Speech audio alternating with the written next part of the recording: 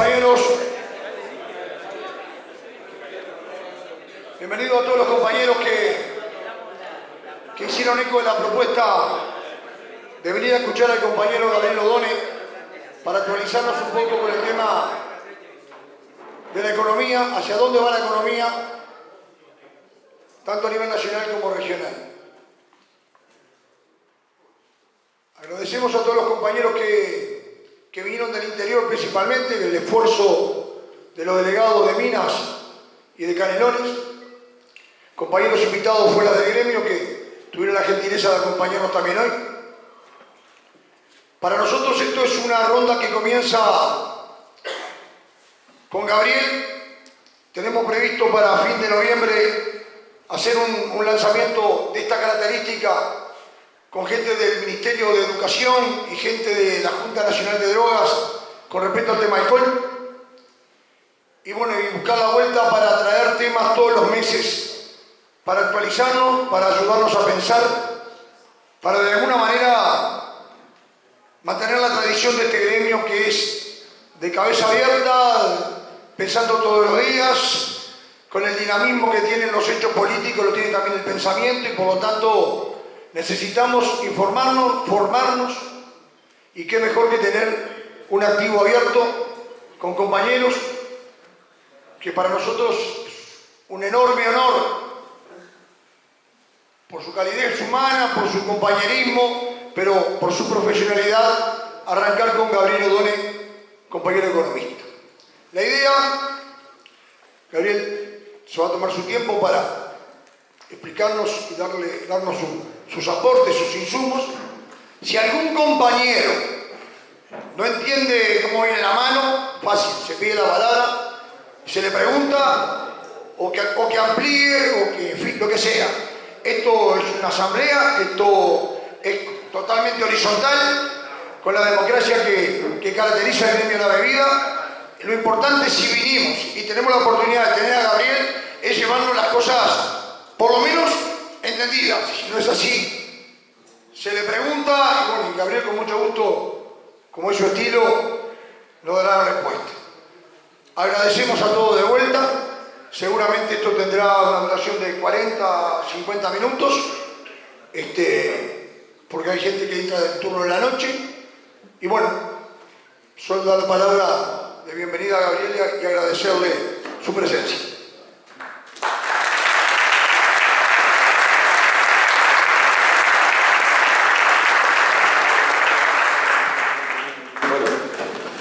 Buenas tardes. Para mí es un honor estar hoy aquí con ustedes. Espero poder cumplir con la expectativa que Richard ha puesto en esto que voy a intentar hacer. Esto se puede hacer muy aburrido, se puede hacer medio aburrido, o se puede hacer solamente un poco aburrido. Yo voy a intentar hacerlo solamente un poco aburrido, porque a lo que nos dedicamos nosotros, los economistas, es algo bastante aburrido en general. Muchas de las cosas que yo voy a decir es información construida en base estadística y por lo tanto confiable. Hay otras cosas que voy a decir que son opiniones y por lo tanto están dentro del terreno de lo discutible. O sea, lo que quiero decir con esto es que no todo lo que voy a decir aquí es una verdad, o yo no considero que sea una verdad. No hay nada, verdades absolutas en la disciplina nuestra. Y por lo tanto, hay opiniones diversas sobre muchas de las cosas que yo voy a decir hoy. Entonces, bueno, la idea es que yo pueda tratar de junto con Germán, que me acompaña. Germán de Agosto es un compañero que trabaja con nosotros en el equipo. Somos un equipo de casi 25 personas, todos más jóvenes que yo soy el viejo del grupo, y la verdad que es un orgullo trabajar con ellos. Y Germán me va a ayudar, tanto en algún momento que le parezca que algo no es claro, como en alguna acotación que algo que le haya hecho mal e intervenir. Y también, como decía Richard, les agradezco que ustedes, si hay algo que no está claro, lo pregunten o lo discutan, porque en realidad es más importante que terminar todo lo que tengo para decir, es que las cosas que podamos decir sean más o menos entendibles. Entonces, bueno, el mensaje que la presentación pretende dar es que la situación económica internacional ha cambiado bastante en los últimos meses, y ha cambiado de una manera de que se puso menos cómoda de lo que era en los últimos años para Uruguay. No es que todo lo que pasó en los últimos 10 años en Uruguay fuera muy favorable, y que todo esto que vivimos en estos últimos 10 años sea pura y exclusivamente producto del escenario internacional, que también lo fue, hubo un escenario favorable para Uruguay, pero también hubo un conjunto de cosas que la sociedad uruguaya construyó en un periodo largo de tiempo, no necesariamente solamente en los últimos 10 años. Parte de la bonanza que hemos vivido en los últimos años es producto de cosas que se hicieron bien mal, pero en los últimos 25 o 30 años. Si uno compara la historia de Uruguay con los últimos 25 años en relación a lo que fue la historia previa, uno encuentra que la sociedad uruguaya en líneas generales parece equivocarse menos en el rumbo y en las decisiones tomadas de lo que era en el pasado. Hay una discusión si somos muy lentos para avanzar en relación a otros países en tomar decisiones, pero en general cuando uno hace un análisis de historia económica, uno encuentra que en general los desafíos que el país enfrentó, insisto, no en los últimos 10 años, en un periodo más largo, en líneas generales fueron resueltos desde la perspectiva histórica de manera relativamente razonable. Yo sé que esto es controversial, que esto no es una verdad, y cuando uno lo mira desde la perspectiva política esto es más discutible, pero yo trato de hacer una mirada un poco afuera, a pesar de que tengo mis ideas políticas, por supuesto, y efectivamente uno, cuando está en el exterior, encuentra que esa es la mirada que hay de la gente que vive fuera de Uruguay respecto a Uruguay, incluso comparado con otros países de la región. Este país se equivocó menos que otros países de la región en los últimos 25 años, y eso sumado a un escenario internacional que fue favorable, es lo que explica parte del auge que tuvimos, y obviamente un conjunto de decisiones también tomadas en los últimos 10 años, que no solamente hicieron que el auge tuviera lugar, sino que además el fruto de ese auge se redistribuyera de una manera bastante más equitativa de lo que solía hacerse en periodos anteriores.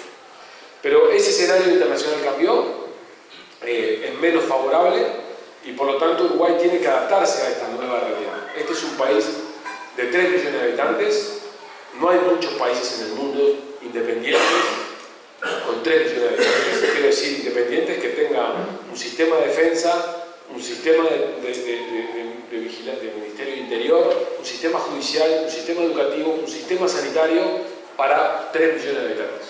Hay muchos países en el mundo de poblaciones menores a 3 millones de habitantes, pero en general están insertos en una comunidad económica donde muchos de estos servicios, incluida la infraestructura, la comparten. En Europa es muy común esto.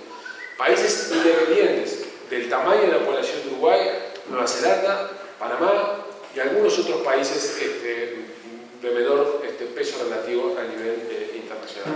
Por lo tanto, Uruguay es un país muy particular y cuando se hace una mirada de un país como Uruguay no se lo puede comparar con cosas que se hacen en países de 30, 40, 50 millones de habitantes, incluso un país que tiene 5 o 6 millones de habitantes, porque el mercado interno de un país de 5 millones de habitantes no tiene nada que ver con un mercado interno de un país de 3 millones de habitantes. Las tecnologías en el mundo de casi todas las cosas que ustedes se puedan imaginar están concebidas para escalas mayores del mercado uruguayo. ¿Por qué? Porque el mundo es algo conocido en cualquier persona de negocios o cualquier persona que desarrolla tecnología, que mientras más capacidad de producción tenga una tecnología o más capacidad de prestación tenga una tecnología, los costos fijos de incorporar esa tecnología son menores y por lo tanto se amortiza mejor tener tecnología para grandes escalas. Por lo tanto, muchas veces en Uruguay parte del problema que tenemos es que la tecnología está pensada para mercados grandes, no para mercados pequeños, y a veces la tecnología es muy costosa incorporarla en un país como el nuestro. Y de las pocas cosas que sabemos los economistas de por qué crecen los países a largo plazo, es que los países que más incorporan tecnología y más progreso técnico incorporan son los que a largo plazo más crecen. Entonces, Uruguay tiene un pequeño problema, que es su tamaño de población es muy escaso y sobre todo su crecimiento de la población es muy bajo, con lo cual no nos hace formar parte de un circuito para el cual las tecnologías del mundo están pensadas. Esa es una restricción, es un dato de la realidad con el que tenemos que trabajar, y eso es lo que simplemente me permito decir es, no todas las soluciones que están al alcance de la mano de otros países que tienen mercados interiores grandes, están al alcance de la mano de un país pequeño como el nuestro. Por eso es que para nosotros la economía internacional es mucho más importante que para Brasil, o incluso bastante más importante que para Argentina. Porque lo que ocurre en el mundo a nosotros nos afecta mucho más de lo que les afecta a ellos, entre otras cosas porque ellos se pueden girar sobre su mercado y sostener en el tiempo procesos que en Uruguay rápidamente se diluyen porque el mercado es muy pequeño. Por lo tanto, esa es la razón por la cual primero voy a hacer una breve descripción de pasó en el escenario internacional en los últimos meses, por el cual la economía, como decimos los economistas, está recibiendo un shock, está recibiendo un golpe externo, que afortunadamente, como voy a decir en unos minutos, estamos bien preparados para enfrentarlo. Se hizo un trabajo muy importante en los últimos 10 años para enfrentar este tipo de circunstancias y por lo tanto tenemos cierto tiempo para adaptarnos, pero tenemos que adaptarnos. No podemos asumir que no hay que cambiar, porque en realidad hay varias razones para pensar que lo que está pasando no es una cosa transitoria como fue la del 2008, sino que es una cosa mucho más permanente por algunas cosas que voy a decir. Entonces, no me voy a detener mucho en esto, solamente quiero que fijen dos ideas. Lo que ven arriba, en las barras que están allí arriba, es la tasa de crecimiento del mundo, de toda la economía mundial, para la que tenemos datos, de más o menos de 1990 a la fecha. La línea punteada que está allí y que atraviesa por la mitad muestra que el promedio del crecimiento de la economía mundial en los últimos 25 años es aproximadamente 3,6% por año. Sin embargo, lo que ha ocurrido en los últimos años es que la economía está creciendo por debajo del promedio de los últimos 25 años. Y en particular, lo que ven en el gráfico de abajo es que tanto las economías avanzadas que están allí en celeste, como las economías emergentes o las economías del mundo subdesarrollado que están ahí en azul, están previstas que crezcan en la última barra que están a la derecha, menos de lo que venían haciendo. O sea, las economías avanzadas van a crecer casi un punto por ciento menos de lo que lo hacían lo que lo hacían hace 10 o 12 años, y las economías emergentes, que fueron el gran motor del mundo en los últimos años, China, Rusia, India, Brasil, también van a estar creciendo menos, casi un punto menos por año. Eso quiere decir que el mundo, que es finalmente un lugar donde nosotros nos metemos y vendemos, va a crecer a una tasa menor a la que ha venido creciendo hasta ahora, por diversas razones que si después quieren lo podemos hablar. Esto tiene que ver con algunos factores estructurales que están presentes en Japón, que están presentes en Europa. Después, si quieren, hay dudas con esto, con mucho gusto podemos hablar. Pero hay otros factores que tienen que ver con la resolución de la crisis de Lehman Brothers y sus efectos en Estados Unidos y sus efectos colaterales en Europa. Economías muy endeudadas, y que requieren un periodo de bajo crecimiento. La historia muestra que los periodos de mucho endeudamiento terminan con periodos de bajo crecimiento en las economías que pasan por estos fenómenos. Solamente me voy a detener un segundo en decirles dos o tres cosas de los mercados de destino que son relevantes para Uruguay. Ustedes saben que China es el principal mercado de destino de Uruguay. Uruguay es su primer socio comercial, hay más cosas en China, y China está atravesando por una etapa de transición de una economía que creció durante muchos años orientada a exportar bienes a una economía que está procurando crecer sobre su mercado interior. ¿Por qué esto? ¿Cuál fue la estrategia china? Fíjense, solamente para mostrarles las tasas de crecimiento de China desde los años 80. Las tasas de crecimiento de China de los años 80. La economía china ha estado creciendo en los últimos años en torno del 15% de medio anual. Son tasas extraordinariamente altas. En promedio ha crecido al 7, 7,5, 8 en algunos momentos de manera muy significativa. El tema ha estado que China lo que basó en su estrategia era mano de obra barata, muy barata, porque la población provenía de niveles de consumo extraordinariamente bajos, vendiendo productos manufacturados en grandes líneas de producción al mundo industrializado. Esa estrategia de China, por diversas circunstancias, llegó a su fin. ¿Por qué llegó a su fin? Primero porque el mundo desarrollado, que era el principal destino de los productos chinos, ingresó en la fase compleja en la crisis de Lehman Brothers. Y segundo, porque en China el progreso de los últimos años condujo a una recuperación y a una mejora de los ingresos de las personas, de tal manera que ya no la exportación estaba basada en salarios tan extraordinariamente bajos. ¿Eso qué supone? Que la combinación de las dos cosas, una demanda por un lado que disminuye en el mundo industrializado y un incremento de los costos de producción en China tiene más dificultades para colocar su producción. Por primera vez desde muchísimos años, en 14 años, la meta oficial de crecimiento que en China, como una economía planificada centralmente, estaba establecida, no se cumplió.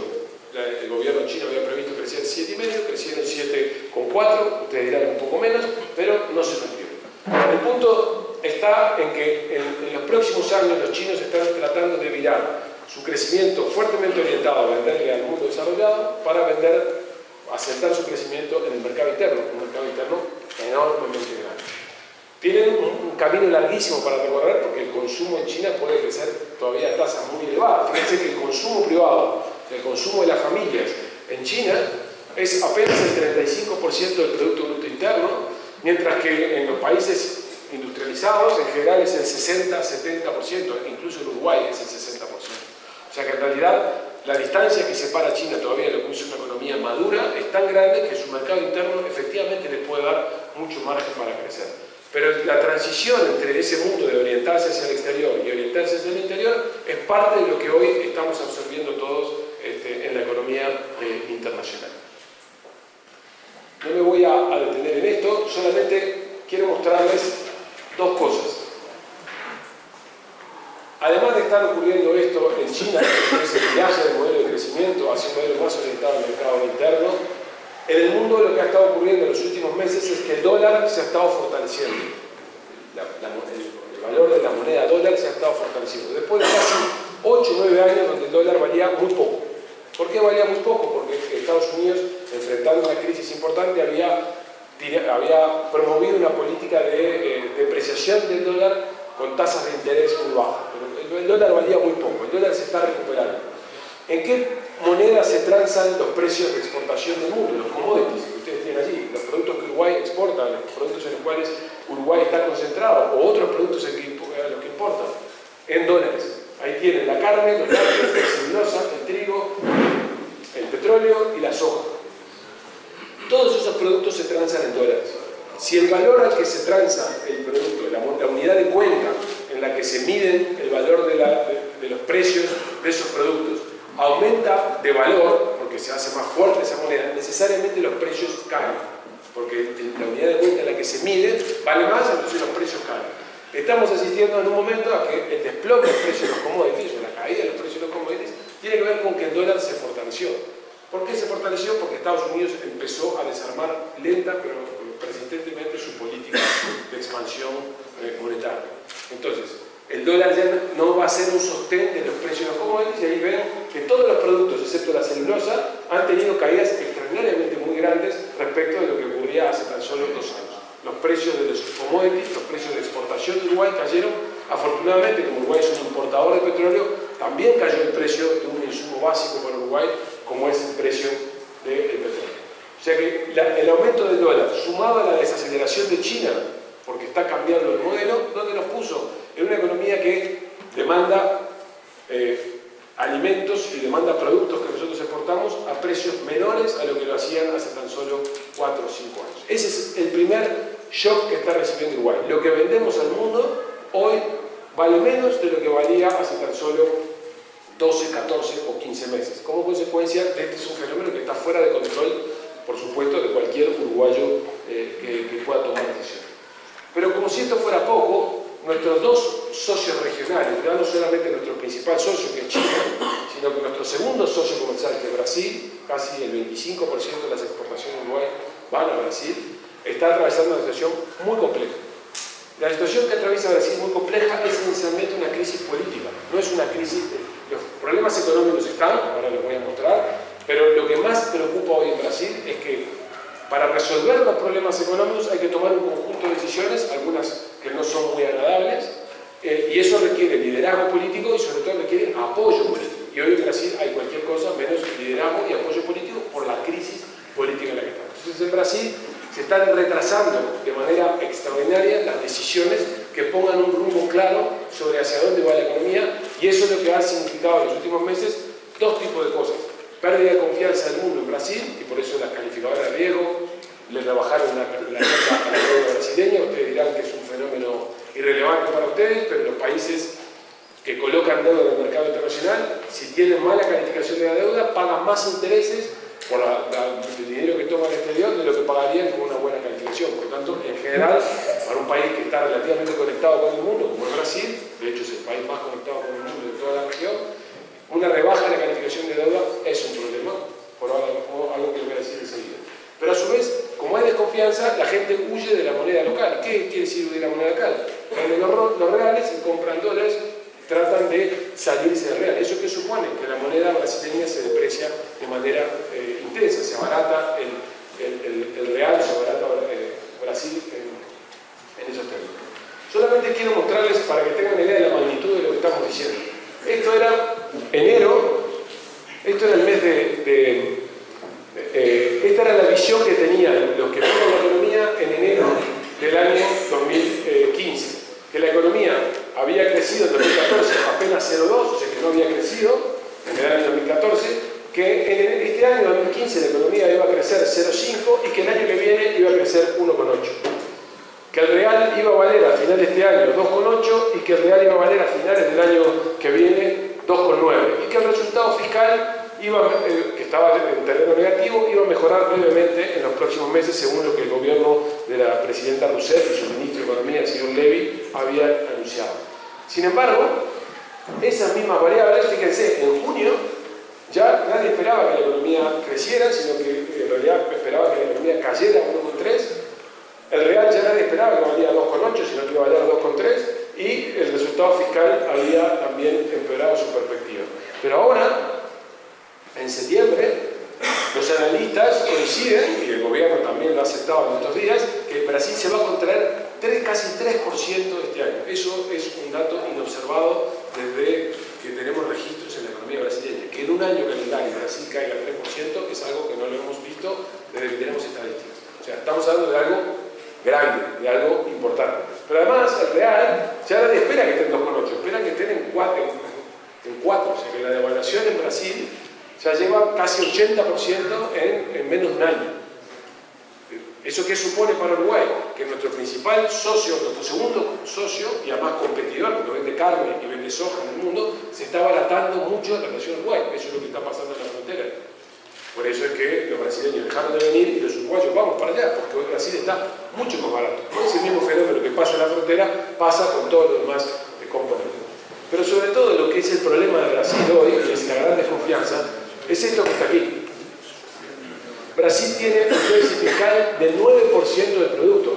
9% del producto supone que Brasil tiene año a año las finanzas públicas, las finanzas del gobierno, pierden 9 puntos del PIB, que es una cifra extraordinariamente alta. ¿Cómo puede hacer el gobierno brasileño para cubrir eso? O sea, porque eso incluye pagar salarios, eso incluye pagar, comprometer inversiones, pagar los intereses de deuda, etc. La única forma es que se siga endeudando para poder pagar, para poder cubrir ese agujero que tiene todos los años. Y esa situación lo único que hace es que como Brasil se deteriora, el mercado internacional lo que le pide es cada vez más tasas. ¿Por qué? Porque tenés una situación compleja desde el punto de vista corriente. Para resolver esto se requeriría un plan integral de ajuste macroeconómico que el gobierno de Dilma Rousseff lo ha puesto 2 o 3 veces sobre la mesa al Parlamento, pero el Parlamento no lo ha aprobado como consecuencia de las disputas que hay allí, y como la presidenta está muy debilitada por los escándalos de corrupción que no le afectan directamente a ella, pero que están muy cerca de ella, la situación no termina de resolverse y hoy escuchamos un día sí, un día no, que eventualmente la presidenta va a renunciar, que eventualmente van a hacer un juicio político, etcétera, etcétera. Eso, como ustedes comprenderán, es una situación muy anormal, y cuando las situaciones son muy anormales, las decisiones empresariales y las decisiones de tomar riesgo se transforman en nulas o directamente de salidas, y eso es lo que hoy está ocurriendo en Brasil. O sea que el segundo problema que tiene Uruguay es que su segundo socio comercial atraviesa una crisis y no sabemos cuándo se resuelve ni cómo se resuelve, y mientras eso ocurre el real se sigue depreciando y eso quiere decir que se siguen abaratando respecto a nosotros y perdemos un mercado donde colocar Mientras tanto en Argentina estamos en una primavera electoral, no voy a entrar en detalle del análisis, después si ustedes quieren lo podemos ver. Argentina tiene una primavera electoral que está creciendo moderadamente, hay un aumento del salario real, pero es producto de una combinación de un manejo de las variables macroeconómicas que el gobierno deliberadamente está haciendo porque es año electoral, que, permítanme decirlo así, está prendido con alfileres. Son cosas muy comunes que hemos visto en Uruguay en los años 50, en los años 60, este tipo de prácticas en el entorno de los momentos electorales, pero Argentina tiene que hacer un ajuste económico muy importante en los primeros veamos es una unificación cambiaria, eso va a suponer una devaluación de la moneda, una depreciación de la moneda argentina importante, casi, yo diría que si van a normalizarse o van a unirse los tipos de cambio oficial y paralelo, la devaluación tiene que ser casi del 50%. ¿Eso qué supone? Que el socio comercial de Uruguay más importante en servicios, por los argentinos son irrelevantes para nosotros en bienes, le vendemos solamente el 5% de los bienes que producimos, pero son muy importantes en servicios, porque el turismo son nuestro principal cliente de turismo, y sobre todo, que ustedes lo van a comprender bien, si ellos se abaratan, están en condiciones de inundar nuestra plaza de productos. En el caso del sector alimenticio eso es clarísimo, tanto en panificados, en galletas, como incluso en bebidas, no solamente en la frontera. ¿Por qué? Porque se vuelven más baratos y no solamente los uruguayos cruzan la frontera, sino que las compañías tienen más capacidad de exportar productos de allí y por tanto afectar la producción interna. Argentina tiene que practicar un ajuste. En mi opinión, en Argentina el cambio de gobierno va a suponer ese ajuste. Scioli, en mi opinión, va a ganar las elecciones y va a practicar un ajuste. Lo que no sabemos es si es gradual o es de shock y cuánto tiempo va a tardar en implementarlo, pero es seguro que Argentina tiene que introducir cambios porque esta situación es no sostenible, sobre todo con Brasil en el estado en que se encuentra.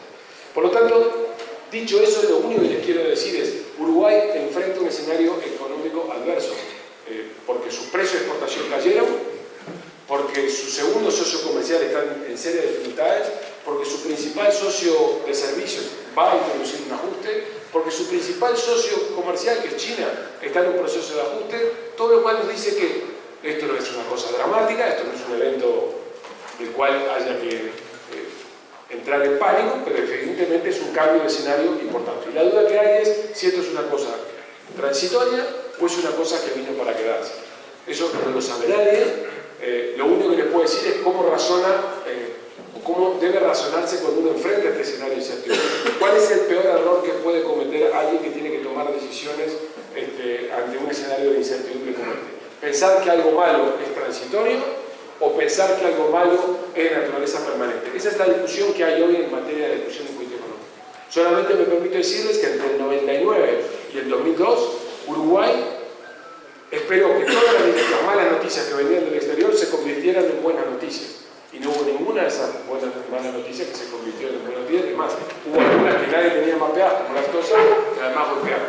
¿Qué quiere decir esto? Que cuando uno tiene un escenario adverso, en general tiene que ser prudente en el manejo de sus decisiones, porque la probabilidad de que el escenario sea permanente es alta, y es el peor error que uno puede cometer pensar que no pasa nada, dura lo que duró Lehman Brothers en 2008 y el año que viene estamos creciendo de nuevo. Si me equivoco con eso, es peor que tomar la decisión contraria, que es esperar para ver dónde están las decisiones a tomar. Dicho eso, déjenme mostrarles algunas cosas sobre Uruguay. La economía uruguaya viene de la década de mayor crecimiento desde los años 40. Sus hijos o sus nietos estudien la historia económica del país, van a recordar la década que va del 2004, final del 2003, al 2015, como la década más extraordinaria en los últimos, entre la primera y la segunda década más extraordinaria de los últimos 100 años de la historia del Uruguay. Los años 40 y los años que acabamos de vivir. ¿Por qué? Porque efectivamente se dieron un conjunto de circunstancias, algunas que eran de afuera, otras que fueron méritos nuestros, que pusieron a Uruguay en un escenario muy favorable. Fíjense, estas son las tasas de crecimiento de Uruguay, en azul, en todo, entre el 2004 y el 2014. Solamente para que tengan una idea, en el siglo XX Uruguay creció a una tasa promedio del 2% anual acumulado. Los años que festejábamos como años buenísimos, como era la década del 90, crecíamos al 3,5%. Bueno, en los últimos 10 años crecimos al 5,5% anual promedio. Es una tasa muy alta, sobre todo para un país pequeño, con población que ya hizo su transición demográfica, o sea, con mucha población adulta mayor. ¿Por qué? Porque eso quiere decir gente que no está en condiciones de trabajar en el mercado laboral, que no renueva la población, no tiene un impulso de crecimiento derivado de la población. Lo que es interesante ver es esto que está en azul acá, que es el promedio del crecimiento de Argentina y Brasil. La historia económica de Uruguay de los últimos 50 años lo que nos enseñan es que la tasa de crecimiento de Uruguay es exactamente el promedio del crecimiento de Argentina y Brasil. Sin embargo, aproximadamente desde el 2012 Uruguay creció más que la región, creció más que Argentina y Brasil. Incluso este año, Argentina y Brasil van a contraerse, Argentina más o menos, y Brasil va a contraerse mucho, y Uruguay va a lograr crecer todavía. Eso es lo que algunos han llamado el desacople de Uruguay a la región. Es verdad, Uruguay en los últimos 10 años, producto de buenas decisiones tomadas y del viento de cola que hubo en los precios de exportación, logró depender menos de Argentina y de Brasil. En los años 90, cuando se rompe el plan real en el año 99, enero del 99, el Mercosur, Argentina y Brasil sumados eran el 50% de nuestras exportaciones. Hoy entre los dos no llegan al 30%. ¿Por qué? Porque Uruguay diversificó mucho sus destinos. Un paréntesis. Eso que parece bueno tiene un pequeño truco. Cuando Uruguay diversifica sus destinos, concentra sus productos de lo que vende. ¿Por qué? Porque nosotros en el mundo vendemos commodities. Vendemos productos de origen agropecuario con transformaciones. Algunas más intensas, otras más intensas. A la región le vendemos cosas que no le vendemos a nadie. Vendemos autopartes, vendemos productos de laboratorio, vendemos productos químicos, vendemos pinturas. Y por lo tanto, eso de que, es verdad, dependemos menos de una región que es muy inestable, y eso es bueno, pero dependemos más de unos precios cuya volatilidad es muy grande y que nosotros no controlamos. Basta que los chinos tengan una reducción de la demanda o que Australia tenga una buena producción lechera para que nuestra afectación de precios sea grande. Pero bueno, como en los últimos años todo esto fue muy favorable, Uruguay logró crecer o logró zafar del tirabuzón en el que Argentina y Brasil se metieron hace 2 años. Básicamente, ¿por qué? Porque todavía los precios de exportación estaban altos y sobre todo porque había inversiones que se habían decidido en Uruguay hace 4 o 5 años, Monte del Plata es el caso más claro, que estaban relacionadas con el ciclo favorable de la economía. Esas inversiones están llegando a su fin y no hay ningún ciclo de inversiones por delante de la magnitud que tuvo Monte del Plata. Por lo tanto, la conjetura nuestra, de muchos colegas, es que Uruguay, lenta pero persistentemente, está yendo al promedio del crecimiento de Argentina y Brasil porque desapareció la red de los precios de los commodities altos y desapareció la red del flujo de inversiones tan importante que Uruguay tuvo en los últimos años, que estaba relacionado con el precio de los commodities. Una buena parte de la inversión agropecuaria en soja que se hizo en Uruguay era porque la rentabilidad de producir soja era muy alta y hoy con los precios más bajos la rentabilidad no está así. Por lo tanto, Uruguay, lenta pero persistentemente, se acerca al crecimiento de Argentina y Brasil, justo en el momento que Argentina y Brasil están atravesando por una situación compleja. Afortunadamente Uruguay, como les dije al principio, les voy a mostrar, está bien preparado para esta situación y todavía no nos van a empujar a una situación de la magnitud de la que está, pero nos están arrastrando a un crecimiento mucho menor del que veníamos viendo. Y eso fue lo que vimos ustedes capaz que no le prestaron mucha atención, pero acabamos de conocer hace unas semanas el dato de crecimiento de la economía uruguaya del segundo trimestre de este año. En Uruguay pasa que, como pasa en muchos países del mundo, que hay un rezago de casi 3 meses desde el momento que conocemos cuánto creció la economía respecto del trimestre que cerró. En septiembre conocimos el crecimiento interanual de la economía uruguaya entre el segundo trimestre de este año, o sea, estamos hablando de abril, mayo, junio, versus en relación al abril, mayo y junio del año pasado. ¿Y cuánto dice la estadística oficial que creció Uruguay? Que fue sorpresivo el dato, de hecho a nosotros nos sorprendió, nosotros no esperábamos este dato, que cayó 0,1%, o sea que la economía habría registrado una leve caída. Nosotros creemos que esta lectura que hace el Banco Central, por razones técnicas, es una lectura equivocada y que hay que corregirlo. ¿Por qué? Primero por esto. Si yo a esa lectura que hace el Banco Central o que publica el Banco Central le saco el fenómeno de electricidad, gas y agua, la producción de electricidad, que grosso modo lo que está aquí, en realidad la economía no cayó 0,1, sino que creció 1,5. ¿Por qué esto? Porque en el segundo trimestre hubo sequía en Uruguay. Cuando hay sequía, la generación de energía eléctrica no es el agua que pasa por el río, sino que pasa a alojarse en la única fuente de energía firme que nosotros tenemos, que es el petróleo. El petróleo es importado, no lo producimos nosotros.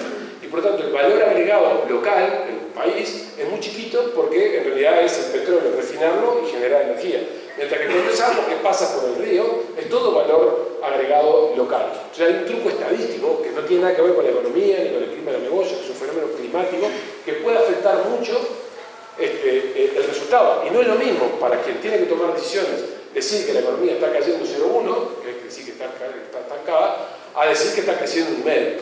Porque quien tiene que tomar decisiones mira esto, cómo están viniendo las cosas.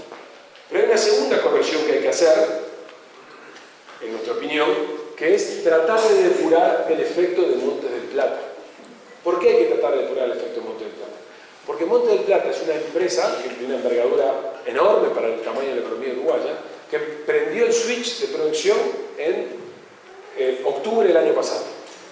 Por lo tanto, cuando está transcurriendo 2015, estamos comparando los meses que van hasta octubre, meses en los cuales Montes del Plata está produciendo en 2015 contra meses en los cuales en 2014 Montes del Plata no estaba produciendo. Entonces hay un escalón de incremento que es cierto, que es genuino, que hay que contabilizarlo, pero que pasa una sola vez. Porque el año que viene vamos a estar comparando Montes del Plata prendida con Montes del Plata prendida. Por lo tanto, no podemos creernos que la economía crece al ritmo que crece si no descuento Montes del Plata. Cuando hacemos ese ejercicio, en realidad encontramos que en el segundo trimestre la economía creció 0,3, o sea que está prácticamente estancada. O sea que el dato que nosotros deberíamos tomar hoy es que la economía uruguaya, respecto de hace exactamente un año, cuando uno hace estos ejercicios de corrección, está creciendo 0. No está en terreno negativo, pero está creciendo casi 0. Y sobre todo lo que nos importa mostrar es que el consumo privado, que es el 60% o 65% del Producto Bruto Interno, es el mercado interno del consumo privado, cayó por primera vez desde el 2003. Es posible que el consumo privado es algo que se mide imperfectamente, porque imagínense lo que es medir lo que gastó la gente a lo largo del trimestre. Entonces, generalmente cuando se revisan las cifras un trimestre posterior se corrigen. Es posible que en unos meses conozcamos que en realidad no cayó tanto el consumo privado y que esta es una primera estimación que está con errores estadísticos que después se van depurando. Pero lo que sí es cierto es que la economía tenía un consumo que crecía hace 2 trimestres al 4% y que rápidamente está yendo a un lugar del 0. O sea, tenemos otra señal de que la economía entró en un freno. O sea que todos los que hacemos análisis económico sabemos que no estamos en un problema, no tenemos una crisis. No tenemos una crisis, no estamos en recesión. Para que haya una recesión tiene que caer la economía 2 trimestres consecutivos. Todavía no cayó un trimestre de la economía. No estamos en ese fenómeno, pero estamos ante una serie de señales que nos advierten que lo que venía ocurriendo cambió. Y por lo tanto, si lo que venía ocurriendo cambió, es momento de evaluar si lo que estamos haciendo puede seguir siendo hecho. Eso es parte del mensaje que les voy a decir enseguida. A pesar de todo eso, y esto me importa destacarlo, nosotros en las estimaciones que hacemos, como otros colegas lo hacen de predicción del crecimiento, no creemos que Uruguay vaya a caer su actividad ni este año ni el año que viene. Nosotros decimos que este año la economía va a crecer aproximadamente casi 2%, que es una cifra parecida a la que el Ministerio de Economía calcula, no idéntica pero parecida, pero que si le saco Montes del Plata, por lo que les comenté antes, en realidad la economía va a crecer 1%. Y lo que deberíamos todos pensar es que la economía está creciendo 1%, porque el otro punto que agrega es un evento que cuando empiece marzo, abril, mayo del año que viene, no va a estar más presente entre nosotros. Y que el otro año, el 2016, estaríamos creciendo 1,1. Ahora, pensar que va a crecer 1,1 el año que viene supone estos supuestos sobre Argentina y Brasil. Lo que hacemos los economistas cuando hacemos una previsión de cuánto va a crecer la economía, más o menos tenemos que hacer supuestos de cuánto crecen los determinantes de nuestra economía, y Argentina y Brasil son muy importantes. Y aquí estamos asumiendo que Brasil el año que viene se recupera, lenta, pero se recupera. Esto lo estamos haciendo porque los analistas en Brasil dicen esto, y que Argentina, porque también los analistas dicen eso, también se recupera. Tenemos dudas, la verdad que si a mí me pidiera mi estómago me dice que Argentina el año que viene no va a crecer 1,5%, pero yo no puedo hacer otra cosa que tomar lo que el promedio de los analistas argentinos dice, porque saben más que yo de Argentina, por lo tanto no voy a tomar yo el atrevimiento de inventar el planario. O sea que lo que quiero decir con esto es que ese crecimiento del 1% el año que viene es un crecimiento del cual tenemos muchas dudas, y bastaría con que la moneda uruguaya, el peso uruguayo, se depreciara un poco más, y cuando digo un poco más, se depreciara al doble de lo que se ha venido, de lo que tenemos previsto que se desprecie, para que la economía rápidamente, en lugar de crecer 1, crezca 0,5%. Dicho en otras palabras, la economía se desaceleró muy rápido, más rápido de lo que nosotros incluso pensábamos. No estamos en terreno de recesión, pero estamos en terreno de crecimiento nulo. Y deberíamos pensar que por lo menos en los próximos 18 meses la economía uruguaya va a estar chata. No cayendo, pero chata. Entonces la generación de valor, porque todo lo que está ocurriendo alrededor nuestro nos lleva a eso y tenemos muchas dudas respecto del 2017 en adelante. Entonces ahí viene la pregunta ¿cómo gestiona la política económica? ¿Cómo gestiona la política económica este tema? Y acá entramos en los terrenos mucho más controversiales, mucho más opinables, por lo tanto estoy lejos de querer decir que lo que yo digo ahora es la verdad, es simplemente nuestra opinión, creemos que la tenemos bien reflexionada, pero es nuestra opinión. Déjenme que les diga un par de cosas que me parece importante para contextualizar esto. Uruguay es un país raro en el mundo porque no tiene curso forzoso de su moneda. En Uruguay el dólar es una moneda que se puede usar, el dólar o el euro o otra moneda, puede ser aceptada por cualquier persona, puede ser, no está obligada, pero puede ser aceptada. Eso no es frecuente en casi ningún lugar del mundo. Ustedes vayan a Estados Unidos y quieren pagar con euros, o vayan a Brasil y quieran pagar con dólares a un kiosco, y no es aceptado. ¿Por qué en Uruguay no tenemos curso forzoso de la moneda? Porque en los años 70 el gobierno de la época, el gobierno militar, la dictadura, eliminó el curso forzoso de la moneda. ¿Por qué eliminó el curso forzoso de la moneda? Muchas razones. Una de las cuales era la gente no confiaba en el peso uruguayo. Ya la gente durante muchos años ahorraba en dólares, compraba casas y vendía casas en dólares, a pesar de que eso no estaba permitido. ¿Por qué? Porque después de muchos años de inflación, la gente ya no sabía cuál era el verdadero valor de las cosas en pesos. Por lo tanto, los uruguayos nos acostumbramos desde los años 60 a usar el dólar como una moneda común. ¿Eso dónde nos pone?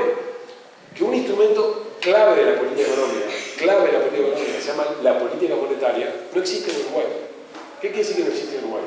Que el gobierno tiene a su disposición un instrumento que tiene la mayoría de los países del mundo para hacer política económica. Porque como el peso, la circulación del peso es muy escasa, la capacidad de incidencia que tiene el gobierno a través de la política monetaria es sobre un número muy reducido de transacciones y un número muy reducido de decisiones. De hecho, la mayoría de los depósitos que están en los bancos están constituidos en dólares. Por lo tanto, eso es una restricción muy, muy importante que Uruguay tiene y que no la comparte con casi ninguna economía del mundo. Es más, toda la teoría económica que conocemos está hecha para países que tienen control sobre su moneda. Uruguay no lo tiene. Y eso nos hace que tengamos un manejo mucho más restrictivo. Como no tenemos control sobre nuestra moneda, no tenemos lo que se conoce como un manejo monetario fácil. ¿Y eso a dónde nos pone? Que el único instrumento que está verdaderamente bajo nuestro control, que realmente es una decisión nuestra, es el otro gran instrumento de la política económica, que es la política fiscal. Entonces, en mi opinión, la política fiscal es el ancla de credibilidad del país. Si el país tiene una política fiscal ordenada, el país tiene una credibilidad en el exterior y en el interior. Si el país tiene una política fiscal desordenada como la supo tener en los 80s, en los 70s, en los 80s, en los 90s, Uruguay tiene un problema. Por eso es que terminamos en los años 80, a finales de los 70, con una gran crisis como la crisis económica, y por eso que terminamos, entre otras muchas causas, con una importante crisis, una gran crisis en 2002. Porque nuestra política monetaria no estaba bajo nuestro control y nuestra política fiscal se había desordenado mucho. Lección aprendida de la crisis de 2002, una política fiscal muy ordenada, y eso fue lo que mantuvo los gobiernos del Frente Amplio desde que asumieron una situación fiscal muy, muy ordenada, que lentamente y progresivamente, a partir del año 2012-2013, se fue deteriorando. No a niveles, y acá no está el gráfico hacia atrás, yo si les mostrara la situación fiscal de Uruguay hacia atrás, encontraría que no solamente el superávit primario era muy chiquito, sino que el déficit fiscal era del 3, 4, 5% del Producto Bruto Interno por periodos muy prolongados, cosa que no ocurrió en los últimos años. ¿Por qué el gobierno uruguayo fue relajando esa situación fiscal? Por razones diversas, entre ellas políticas. Y el gobierno del presidente Mujica relajó los objetivos fiscales, entre otras cosas porque así lo argumentó y era legítimo que así lo sostuviera.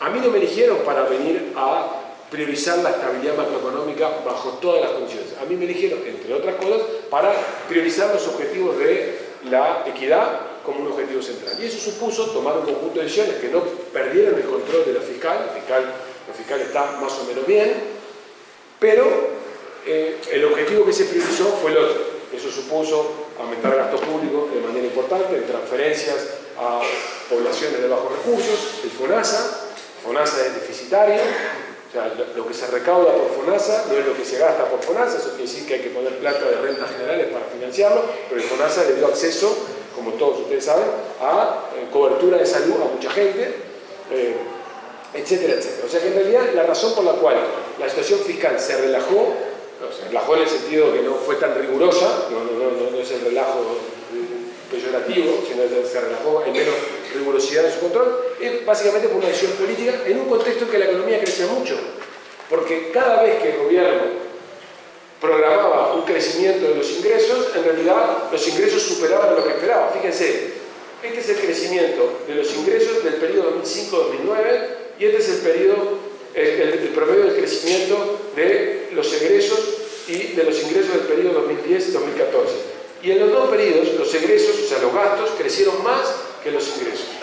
¿Por qué? Porque la política económica de los gobiernos del Frente Amplio estuvo en promedio aumentando el gasto público como consecuencia del mandato político que había recibido, que era exactamente ese. Entre otras cosas porque había heredado una situación social muy compleja del 2002 y después de 10 años de políticas macroeconómicas que pretendían reducir el tamaño del Estado. O sea que el Frente Amplio, de alguna manera, lo que estuvo haciendo fue, líneas generales, cumplir o en línea con lo que era el mandato recibido. Sin embargo, a medida que la situación económica se fue lenteciendo, la situación fiscal se fue deteriorando. Y hoy uno se encuentra con una situación fiscal que es un déficit de menos 3,5 puntos del producto y un resultado primario, entonces el pago de intereses de la deuda pública. Esta distancia que hay acá son simplemente los intereses que el país paga en materia de deuda pública, porque esa es la diferencia entre el resultado primario y el global. Ahora, el gobierno, en la discusión presupuestaria, que como ustedes habrán visto está exenta de ser una discusión tranquila, por decirlo de alguna manera, se propuso, en nuestra opinión, acertadamente, es una opinión discutible, de hecho hay documentos que circulan estos días que controvierten esta idea y por lo tanto es un tema opinable, pero en nuestra opinión se propuso acertadamente mejorar levemente este resultado fiscal en el quinquenio. ¿Por qué se propuso eso? Básicamente pensando que la cosa puede complicar en el barrio, se puede complicar en Brasil más de lo que se complicó. Brasil ya perdió el grado inversor y que si las cosas se complican mal, lo único que sabemos los uruguayos es que si las cosas se complican y nos agarran con un mal resultado fiscal, el problema es mayor que si nos agarran con un resultado fiscal medianamente bajo control. Entonces la estrategia del gobierno fue, bueno, vamos a mejorar el resultado fiscal y eso es la razón por la cual el presupuesto que presentó el Poder Ejecutivo, los gastos crecen, pero crecen menos de lo que crecen los ingresos proyectados. Obviamente esto es un tema absolutamente controversial en la discusión pública, en particular en la interna del Frente Amplio, y eso es parte del proceso de conflictividad interna política y de conflictividad con los actores sociales de alguna manera que no ven cumplidas sus aspiraciones, que está teniendo lugar en estos momentos. Lamentablemente, en nuestra opinión, la propuesta que el Poder Ejecutivo le sometió a consideración del Parlamento es insuficiente para lograr lo que se propone. En nuestra opinión, el resultado fiscal que van a tener es peor que el programa, tanto cuando uno lo mira primario que cuando uno lo mira en el global. Básicamente, ¿por qué? Porque los supuestos que están atrás del presupuesto fueron hechos en abril por un tema de la dinámica de la discusión interna presupuestaria, que si quieren después lo hablamos, y lo único que pasó de abril a la fecha es que todo cambió para peor. Por lo tanto, los supuestos sobre lo que está sentado el presupuesto son supuestos, en nuestra opinión, optimistas, y por eso que la corrección fiscal que el gobierno está al final del día proponiendo en el presupuesto, que todavía no está aprobado, pero que muy probablemente se apruebe sin grandes cambios, probablemente con cambios de asignaciones, pero no con cambios de resultado final, va a ser insuficiente. Y sobre todo, si la situación se deteriora, si la situación se vuelve más crítica el año que viene, básicamente si la moneda se devalúa un poco más en Uruguay, en realidad el resultado fiscal puede ser algo malo. ¿Esto es algo dramático a corto plazo? No. 2016 no es algo dramático. El problema es el 2017 y el 2018. Si nosotros llegamos a ese momento con un escenario fiscal malo y con Brasil teniendo problemas, vamos a estar en más dificultades que las que estábamos hasta ahora. Me queda poco, o sea que son solamente 2 placas más, no le voy a sacar mucho más. Solamente quiero mostrarles 2 cosas que son los otros 2 frentes que la política económica tiene para resolver, que involucran, entre otras cosas, los temas que ustedes están discutiendo hoy ustedes, que son los consejos salarios. Son las discusiones salariales a las cuales está sometido el país por los próximos años. Préstenme un segundo atención con este indicador que está acá, que es tal vez el más complejo de entender de todo lo que hemos puesto aquí. Este gráfico que está acá, lo que muestra son los precios en dólares de Uruguay comparados con los precios en dólares de otro país. Acá hay 2 países, Brasil en azul y en celeste Estados Unidos. Cuando la gráfica se ubica en un punto alto, como este que está acá, Uruguay está barato en dólares respecto de su promedio histórico. Fíjense que el promedio histórico de 1980 a 2014 está acá. Pero esto quiere decir que el promedio de estas oscilaciones que ocurren a lo largo del tiempo se ubica en esta línea, que es el 100. ¿Qué quiere decir eso? Que el 100 serían como los precios normales en dólares. Uruguay en 100 no estaría ni caro ni barato. Acá estamos muy baratos y cuando estamos abajo estamos muy caros. El último episodio importante que tuvimos en 2008, que fue la crisis de Lehman Brothers, la crisis de los famosos créditos hipotecarios en Estados Unidos, ¿dónde estábamos ubicados en este indicador? Bueno, con Brasil estábamos un poco baratos respecto del promedio, estábamos en el promedio. Con Estados Unidos estábamos caros en dólares, pero una cifra pequeña, aproximadamente acá, lo tienen por acá, 14%. O sea, las distancias que había, fíjense, con Brasil estábamos en equilibrio, con la eurozona estábamos en equilibrio, fíjense que Brasil es el segundo socio comercial, la eurozona es el tercero, China es el primero. O sea que con los 3 principales socios comerciales estábamos en equilibrio de precios y con los competidores importantes de Uruguay, como son Australia y Nueva Zelanda, estábamos caros, pero no estábamos muy caros. Eso es lo que teníamos en el momento que el golpe del septiembre de 2008 en nuestra estructura de precios. Pero la inflación acá medida por el azul, no importa la tendencial, estaba en el orden del 7%, en el techo de la banda del Banco Central. Ahora, estos mismos indicadores hoy no se encuentran acá. Y este es parte del problema que el gobierno enfrenta. Estamos caros en dólares con respecto a los 2 socios comerciales, estamos caros en dólares respecto a Brasil, 40% respecto al promedio histórico, 30% respecto a Europa, 26% respecto a Australia, 25%, 24% respecto a Estados Unidos, 19% respecto a Nueva Zelanda. Y apenas con China tenemos una situación de equilibrio. O sea, estamos caros en dólares respecto de todo el mundo. ¿Qué quiere decir que un país está caro en dólares? El país se va a abaratar en dólares. Un país no puede permanecer por periodos muy prolongados caro en dólares porque lo que quiere decir es que el país no logra venderle al mundo y te inundan de productos. Y esas cosas se corrigen. Fíjense, ¿cuándo tuvimos un episodio similar? 2009. Tardó más, tardó menos, corregimos. Si yo les graficara los años 70, eso mismo pasó. O sea que lo único que sabemos los economistas es que estos niveles de precios no son sostenibles. Y por lo tanto que Uruguay va a corregir esos precios. Ahora, eso lo puede hacer de manera ordenada, parsimoniosa y lenta, o lo puede hacer como se hizo en el 2002 o como se hizo en el 82, de manera abrupta. Mientras más tardemos en hacer esa corrección, más probabilidad hay de que lo hagamos abruptamente, porque el tiempo se nos acaba para hacerlo. Recuerden, enero del 99 Brasil devalúa la moneda, el real, y en Uruguay las autoridades de la época decían, no pasa nada, la inflación se nos come. En 2001, Argentina rompe la convertibilidad y las autoridades uruguayas dijeron, no pasa nada. En junio de 2002, overshooting cambiaron. Y estábamos en una situación en la cual todos los analistas económicos decían que la situación de precios de Uruguay no es sostenible. De hecho, hay trabajos escritos por colegas nuestros que muestran que Uruguay no puede sostener precios en dólares muy distintos que Argentina y Brasil por periodos largos. Lo puede hacer en periodos cortos, pero no lo puede hacer por periodos largos. Brasil ya cambió su estructura de precios y Argentina, como les dije antes, creemos nosotros que va al cambio de su estructura de precios. O sea que Uruguay tiene que abaratarse en dólares. Es que hay una frase que me parece importante destacar, que es: con datos a septiembre, el desvío de precios relativos con Brasil alcanza niveles similares a los del 99. Quiero detener un segundo con esto para no llamar a la confusión. Nosotros, y creo yo que los analistas o mis colegas que estamos mirando estas cosas, nadie está diciendo que esto sea el año 99, en absoluto. Hay millones de razones para decir que esto no es el año 99. ¿Por qué? Porque Uruguay tiene muchas reservas que no las tenía en el año 99, porque Uruguay tiene una deuda maravillosamente manejada en los últimos 10 años. Uruguay tiene, su deuda pública era casi el 100% era en dólares.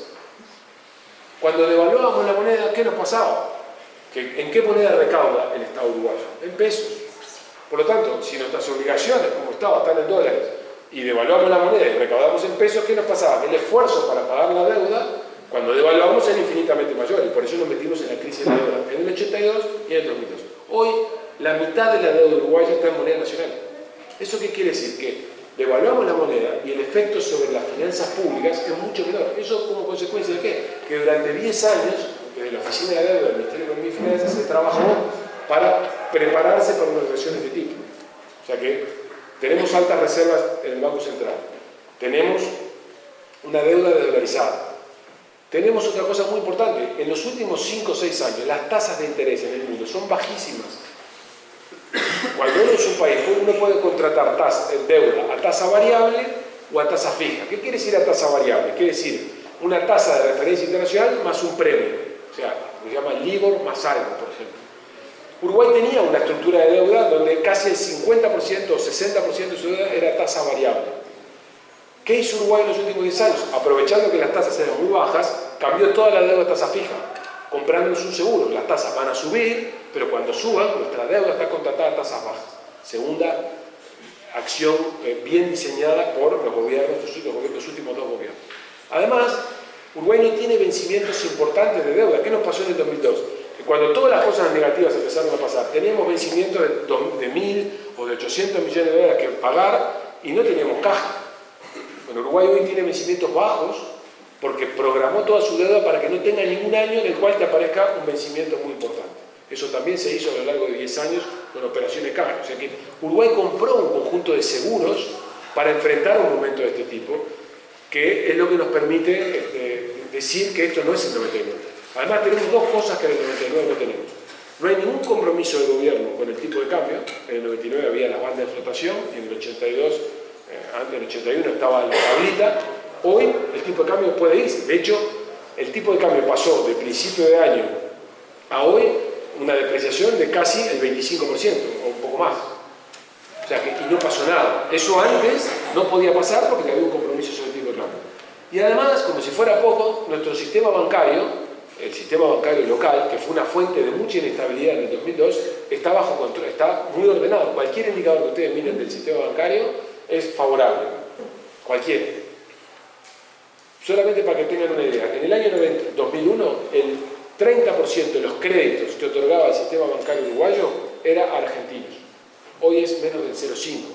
Entonces imagínense lo que era un sistema bancario que el 30% de lo que prestaba el banco se lo prestaba una economía que tenía todos los riesgos que Argentina tenía, como los tiene hoy. Eso hoy no ocurre. Entonces Uruguay efectivamente construyó un conjunto de seguros a partir de las lecciones aprendidas de la última crisis, que nos permiten decir que si bien hay cosas que se parecen al 99, ¿qué se parece al 99? Estamos caros en dólares y tenemos que abaratarnos, porque nos tenemos que abaratar. Pero tenemos los seguros comprados para manejar esto de una manera ordenada y hacerlo de una manera parsimoniosa, porque un cambio de los precios en dólares tiene muchas implicancias, aunque ustedes parezcan. La primera, todos nosotros somos menos ricos en dólares. ¿Qué quiere decir somos menos ricos en dólares? Para algunos lo que lo pueden hacer, pueden viajar menos, pero para muchos de nosotros podemos consumir menos porque muchos productos que se venden en Uruguay no se producen en Uruguay, se importan. Y por lo tanto están atados al dólar. La canasta de consumo nuestra está llena de productos que son importados, que no se pueden sustituir de la noche a la mañana por producción local. Los automóviles se dejan de comprar, no hay problema, pero está lleno de insumos y llenos de repuestos en la industria que son importados. Y eso no se puede sustituir de la noche a la mañana. Si alguien quisiera tener una producción local de todos esos productos a largo plazo, requeriría 10, 15 años para hacerlo. Entonces, el abaratamiento en dólares del país. Tiene que ocurrir, pero tiene que ocurrir de manera ordenada, porque si no se desordena un conjunto de cosas que afectan la calidad de vida de la gente, que afectan el bienestar de la gente. Ahora, el problema para hacer eso es una pequeña trampa en la que hemos estado metiéndonos en los últimos años. Nuestra inflación está muy alta, está en 10%, está en 9,5%. ¿Cuál es el truco que hay acá? Si la inflación supera el 10, un solo mes, en 12 meses, el gobierno está obligado a convocar al Consejo Superior, está obligado, no, el artículo 4 de la Ley de Presupuestos dice que debería convocar al Consejo Superior de Salarial del sector público a rever los salarios del sector público. Pero además, muchísimos acuerdos salariales, creo que ustedes también, cuando la inflación supera un cierto nivel, se disparan mecanismos de corrección automáticos o mecanismos de corrección no semiautomáticos. ¿Eso qué lleva? Que si la inflación supera el 10, como se disparan los mecanismos de ajuste salarial para proteger el poder de los trabajadores, inmediatamente los costos aumentan y las empresas que lo pueden hacer están en condiciones de trasladar eso al precio. Las que no están en condiciones de hacerlo no pueden hacer, pero muchas en Uruguay lo pueden hacer. ¿Por qué? Porque como es un mercado muy chico, en casi todas las industrias hay prácticamente una o dos compañías concurriendo y por lo tanto la posibilidad de trasladar a precio, no ocurre en todas las industrias, pero ocurre en muchas industrias, la posibilidad de trasladar a precio es muy fácil para las empresas porque no hay unas condiciones de competencia suficientemente grandes. Entonces el problema que tenemos acá es que si la inflación supera el 10, se nos saltan mecanismos salariales que pueden espiralizar la inflación. Entonces el gobierno quiere evitar que eso ocurra. ¿Y cómo hace para evitar que eso ocurra? Está impidiendo que el dólar se deprecie mucho, porque si el dólar se deprecia mucho, como hay muchos productos en la canasta de consumo que son importados, la inflación se va. Entonces estamos metidos en una especie de círculo en el cual intentamos no depreciar para que la inflación no se vaya del 10, para que no se nos espiralice la inflación. Pero a medida que no depreciamos, Brasil, que deprecia cada vez más, se nos aleja. Entonces la pregunta es ¿qué hacer? A diferencia de lo que pasaba en el 99, no hay rigidez cambiaria, pero hoy hay una rigidez de precios que impide poder depreciar la moneda más intensamente y eso es lo que ha estado pasando en los últimos meses. Brasil nos ha sacado mucha distancia en precios. Por ello que habrá justo decir que en las últimas semanas el Banco Central, en los últimos meses, a mediados de julio a la fecha, ha estado interviniendo mucho en el mercado de cambios. ¿Qué quiere decir que interviene en el mercado de cambios? Quiere decir que agarra dólares que tienen sus reservas, los mete en el mercado de cambios con el propósito de moderar la depreciación de la moneda, porque al aumentar la oferta de dólares no se va para arriba tanto el tipo de cambio, que es el precio del mercado del dinero. Fíjense, lo que ustedes ven acá es las ventas que ha hecho el Banco Central desde julio en adelante, que han sido crecientes y que han dejado que el valor del dólar esté en torno a los 29 pesos. ¿Por qué? Porque si el valor del dólar se va a 30,5 pesos, es muy probable que la inflación se vaya arriba de 10 y se disparan todos esos mecanismos que yo les dije. Entonces el Banco Central ha estado interviniendo y ¿eso qué supuso? Que las reservas internacionales del Banco Central de libre disponibilidad pasaron de ser 7.700 a 6.000 millones. O sea, perdió el Banco Central casi 2.000 millones de dólares de reserva.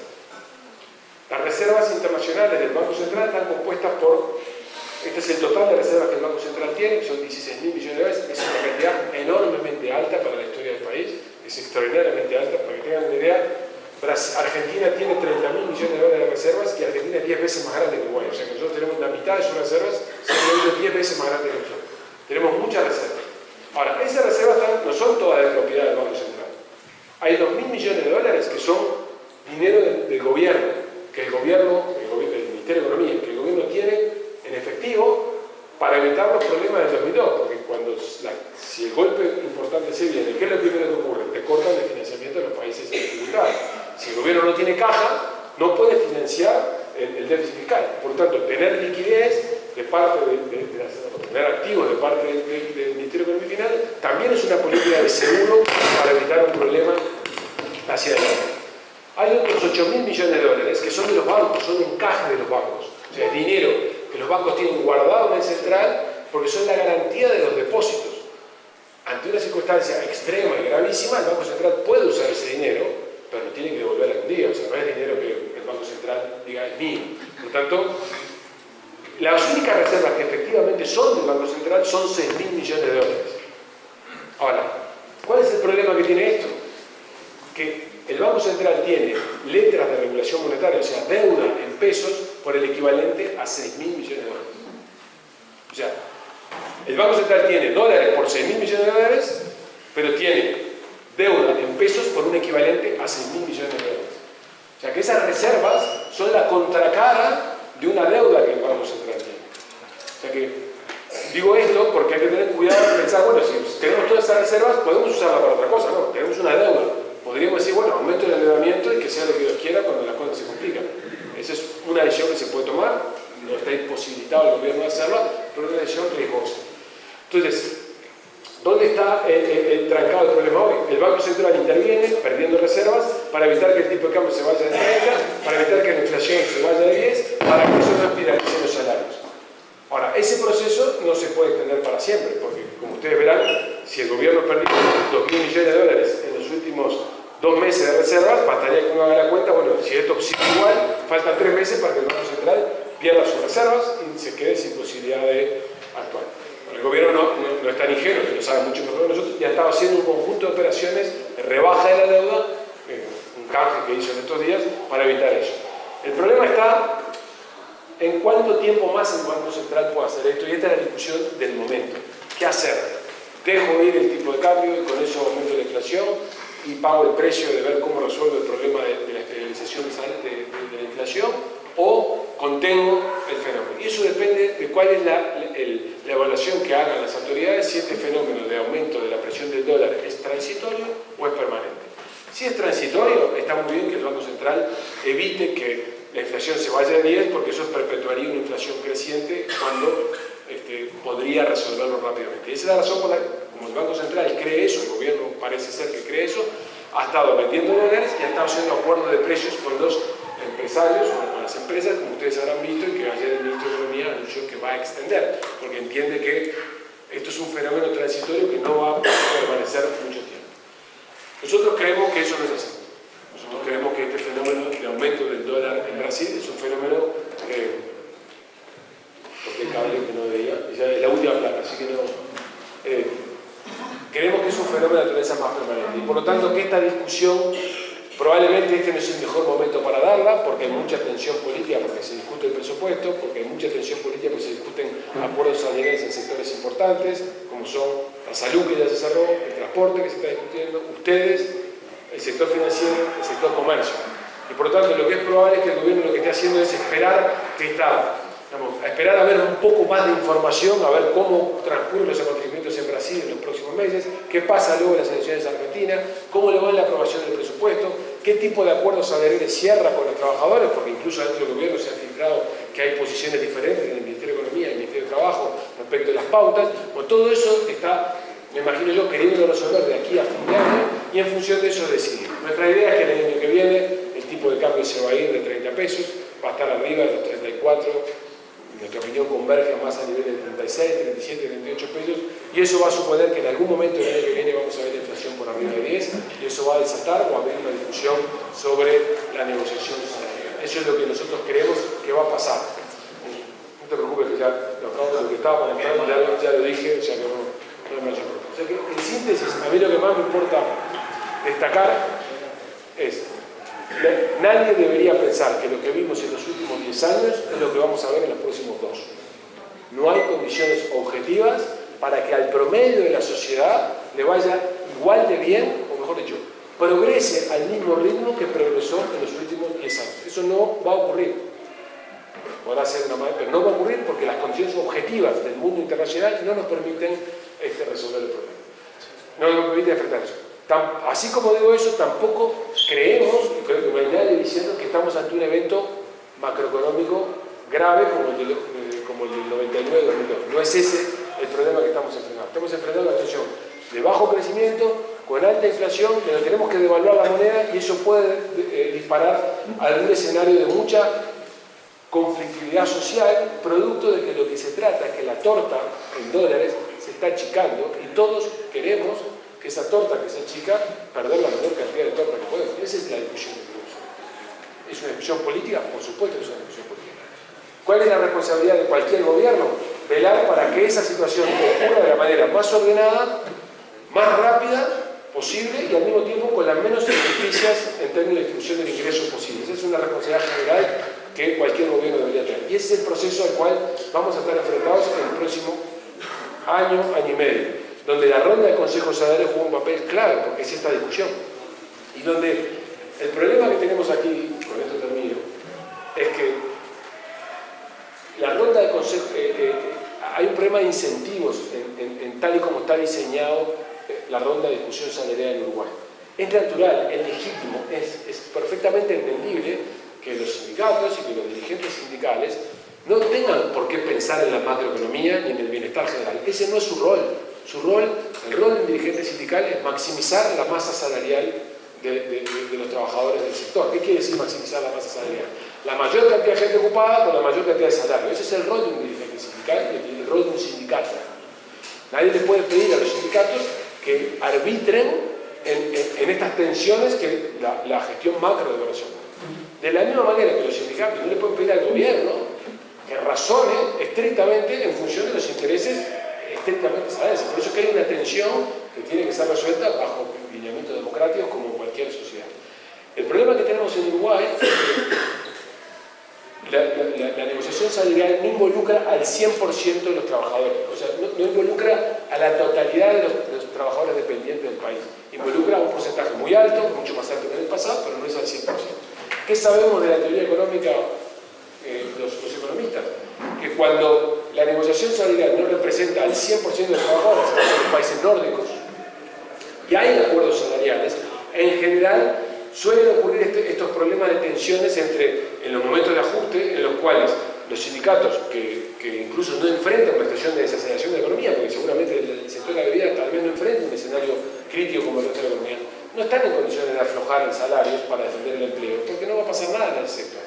Sin embargo, en otros sectores eso eventualmente puede ocurrir y el hecho de que no haya una coordinación centralizada dificulta que esta transición se haga de una manera ordenada. Ese es el desafío que tiene el gobierno para los próximos 12 meses. Cómo transita este proceso de abastecimiento de dólares, con menor crecimiento, con la gente que ya no va a progresar su ritmo de calidad de vida como el que progresó en los últimos 10 años, a una realidad mucho más modesta, sin una alta afectación de las condiciones de equidad que construyen. Eso es muy fácil de decir, es lo que acabo de decir, es muy difícil de hacer, y por eso es que los próximos 12, 14 meses van a ser meses complejos. Van a ser meses muy complejos. No se parece esto al 82, no se parece esto al 2002. Se parece más a algo que pasó en los principios de los años 60. Un país que crecía mucho en los años 50, que en un momento dejó de crecer y que las aspiraciones de mejora del estado de bienestar que la gente legítimamente tenía se frenaron. ¿Y qué aparece en ese escenario? Un escenario de puja distributiva del ingreso. Si eso se prolonga mucho tiempo, como se prolongó en los años 60, luego estuvo 10 años sin crecer con inflación del 60%, es un problema grave. Esto puede ocurrir un año, puede ocurrir 18 meses, puede ocurrir 24 meses, pero no puede ocurrir 10 años porque si no el tejido social se deteriora y eso fue lo que nos ocurrió en los años 60. Entonces, estamos lejos, muy lejos de un escenario de ese tipo, pero si nosotros desconocemos que tenemos un riesgo o que tenemos riesgos enfrente y decimos no pasa nada, seguimos haciendo lo mismo que hemos venido haciendo los últimos 10 años, que no pasa nada, tenemos el riesgo de encontrarnos dentro de 18 meses en una situación más compleja. Ese es el mensaje que yo tenía para darles y como nadie me interrumpió y seguramente haya preguntas, dudas o discrepancias, por favor, con mucho gusto.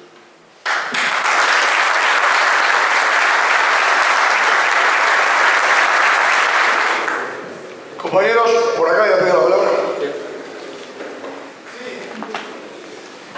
Sí, dos preguntitas. Una, la inflación del año que viene, ¿cuál sería el número estimado por ustedes? Y la otra, el tipo de cambio de aquí a fin de año, ¿cómo pensás que va a volar? ¿En qué va a terminar la cotización? Si los economistas supiéramos cuánto va a valer el tipo de cambio, es una pregunta que no podemos responder, pero admito que en Uruguay es lo único que la gente quiere saber. La visión nuestra es la siguiente. Este año la inflación cerraría en 9,7, o sea, en el borderline del 10, y el tipo de cambio en 30. O dicho en otras palabras, con un tipo de cambio en 30, la inflación queda debajo del 10. Y nuestra opinión es que el gobierno, con esto que yo acabo de describir, por razones de naturaleza de economía política, o sea, política, va a pelear, va a aguantar esto, salvo que hubiera algo a nivel internacional que hiciera que el drenaje de dólares fuera extraordinariamente alto. Por ejemplo, si el real se fue tuviera la segunda calificación negativa de su grado inversor, o China tomara alguna decisión adicional sobre el yuan, o las tasas de interés aumentaran mucho inesperadamente en Estados Unidos, todo eso le va a meter presión al dólar, no en Uruguay, en el mundo. Y ahí el Banco Central no tiene chance de frenar el agua con la mano. Ahora, si esto no ocurre de aquí a diciembre, cosas que creemos nosotros que es probable que no ocurra, el Banco Central y las autoridades van a batallar para evitar esto, de tal manera de llegar a fin de año con consejos de salarios cerrados algunos y con el presupuesto cerrado en un escenario de no tanta conflictividad, para no agregarle un escenario adicional de conflictividad. Ahora, el año que viene, dos escenarios. Con un dólar, esto no es un pronóstico, estamos en un momento tan complejo que más que un pronóstico es un ejercicio numérico que estamos haciendo. Con un dólar en 35 pesos, la inflación el año que viene cierra en 9,3, según nuestra visión. O sea que el tipo de cambio podría pasar de 30 a 35, 5 pesos, o sea que es 5 pesos en 30, estamos hablando de la sexta parte, digamos, ¿no? 16% de depreciación, una inflación de 10, estaríamos abaratándonos en dólares, pero a un ritmo muy lento, porque si la depreciación es 16 y la inflación es 10, la distancia entre esas dos cosas es 6, eso quiere decir que el año que viene nosotros nos depreciaríamos 6%, mientras Brasil solamente en 6 meses lo hizo 80%, o sea, estaríamos lejos de poderlo perseguir. Ahora, no como un pronóstico, si el tipo de cambio se pone en 38, la inflación se pone en 10,5. Eso quiere decir que cualquier número del tipo de cambio arriba de 38 le pone la inflación arriba de 10 y dispara toda esa discusión. En mi opinión, en nuestra opinión, no hay condiciones para que el año que viene, salvo que pasa algo raro en el mundo, para que el gobierno pueda sostener la inflación abajo de 10 y el año que viene el tipo de cambio se va a ir arriba de 36 pesos, la inflación se va a ir arriba de 10 y se va a abrir una discusión distinta en Uruguay. ¿Son los salarios el único factor que dispara la inflación? Porque si uno lo contrapone como que las discusiones estas de los consejos de salarios son los que ponen arriba la inflación, queda como que es culpa de los trabajadores el ir a la inflación. Yo trabajo en una empresa que es multinacional, que tiene un mercado bastante regulado y le importa muy poco el tema de los salarios porque como tiene un mercado monopólico, la presión más grande que tiene, más que los salarios nuestros, tiene que ver con lo que la casa matriz quiere recuperar desde acá. Entonces, con un dólar que se dispara muy arriba, seguramente va a presionar mucho sobre precios para poder llegar a remitir lo que tiene que remitir, independientemente de lo que pague o no de salario. Entonces, no sé hasta dónde la incidencia de los salarios y los factores que eso genera, los que presionan tanto sobre la inflación. Entonces, si yo resigno salario o eso, si no habrá otros factores que después terminen empujando sobre la inflación y yo lo único que hago es perder salario, ¿no? La pregunta está muy bien, te la agradezco.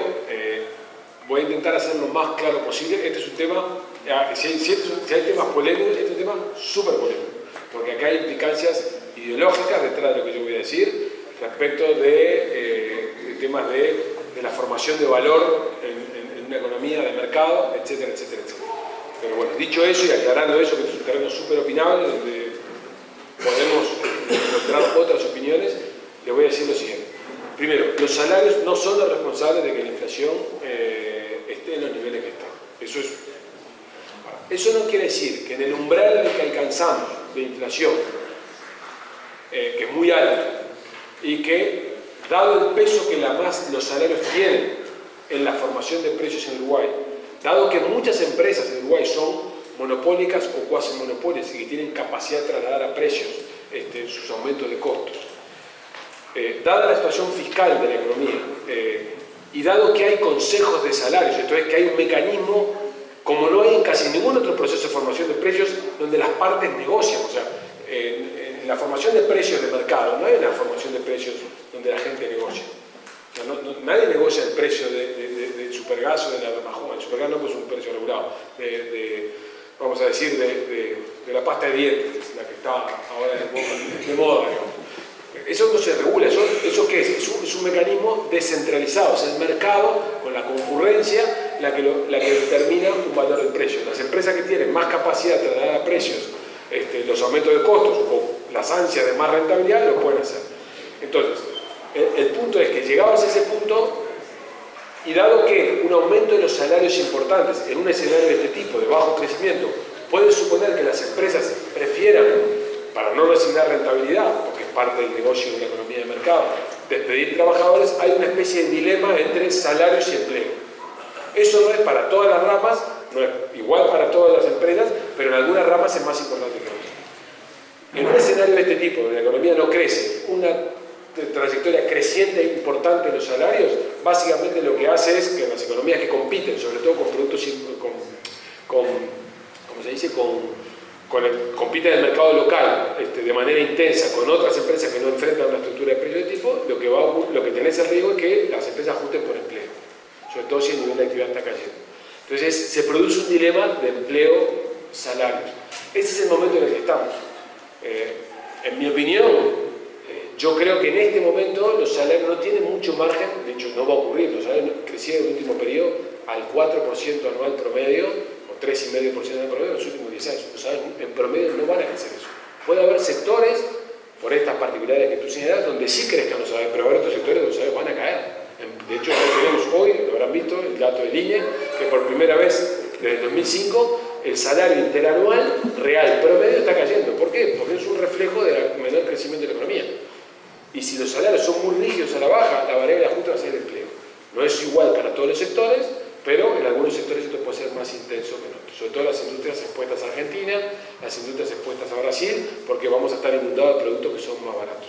Entonces, si bien los salarios no son los causantes de la inflación, en este momento los salarios, en mi opinión, no tienen mucho margen en promedio de toda la economía de seguir creciendo por las circunstancias en las que se encuentra la economía. Porque, dadas las cláusulas que están atadas en los salarios, esas cláusulas en un escenario de este tipo efectivamente pueden espiralizar la inflación. Déjenme que se lo diga de esta manera porque esto puede ser complejo de entender.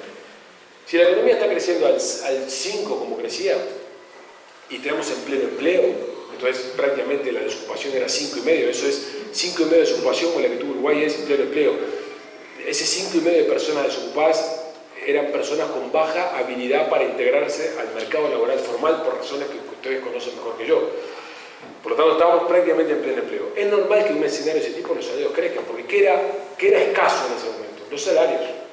Ahora, en una economía que crece poco, la mano de obra no se vuelve escasa, porque lo primero que ocurre es que las compañías tienen más dificultad para contratar mano de obra. Entonces, es natural que si el trabajo se vuelve más abundante, el precio de ese producto, de ese servicio, que es el trabajo, no crezca al mismo ritmo. Ahora, si vos llegás a un momento en que la economía se plancha con mecanismos de ajuste que son muy rígidos a la baja de los salarios, que los salarios no pueden ajustarse, la variable de ajuste es el empleo.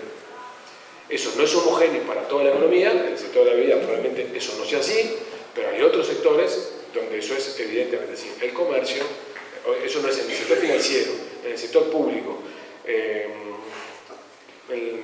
el sector de la bebida, eso no es así, pero en algunos sectores, como el comercio, como las industrias manufactureras expuestas a la región, por ejemplo, los autopartistas, por ejemplo, las ensambladoras de automóviles, por ejemplo, los proveedores de servicios para el sector agropecuario. Todo eso, el empleo es la variable de ajuste. Y por tanto, en esos lugares, el resultado es que la gente que va a quedar trabajando, para aceptar quedarse trabajando, independientemente de cuál sea el mecanismo de ajuste, va a terminar más temprano que tarde cobrando menos. Eso es parte de la puja distributiva a la cual nos enfrentamos.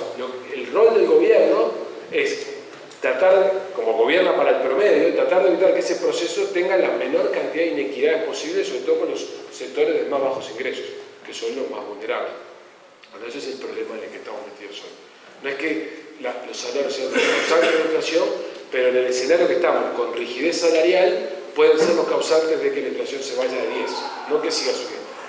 Porque hay otras razones que alguien puede decir, se podrían atacar. Bueno, ¿por qué no atacan? ¿Por qué no hacen un control de precios y evitan que las empresas trasladen? Es muy difícil de implementar. Eso es lo que hace Venezuela, eso es lo que hace Argentina, y en general cuando uno practica políticas por periodos muy prolongados de ese tipo, la experiencia nos dice en América Latina que la cosa termina mal. ¿Por qué? Porque el sistema capitalista no está acostumbrado a los controles de precios. No está acostumbrado a los controles de precios.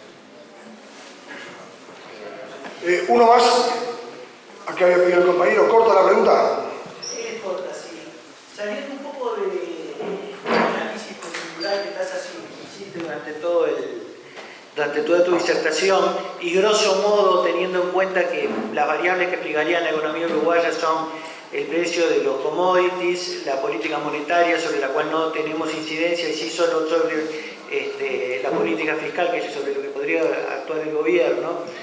¿En qué medida, a mediano plazo o a largo plazo, si tenemos que resignarnos o no, a que pueda, a través de una política de inversión y de formación de capital humano, o a través de un cambio en la matriz productiva, yo que sé, como fue en su momento la celulosa o alguna otra, no pueda esperarse que estemos en definitiva que el único elemento que tengamos para movernos, para mejorar la economía, pase por la política fiscal?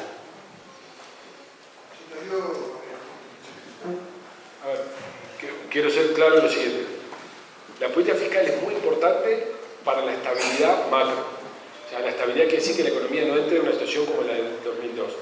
Pero la política fiscal solamente por el solo hecho no te da el crecimiento. ¿No de acuerdo? Pero es una condición necesaria. La lección aprendida que tenemos en Uruguay, si las finanzas públicas están desordenadas, problemas. Si las finanzas públicas están ordenadas, no quiere decir que haya virtud, pero es una condición necesaria para tenerla. O sea, que nadie debería pensar que solamente tener una buena finanza pública es suficiente. Entonces, Uruguay ha hecho muchas cosas en los últimos años.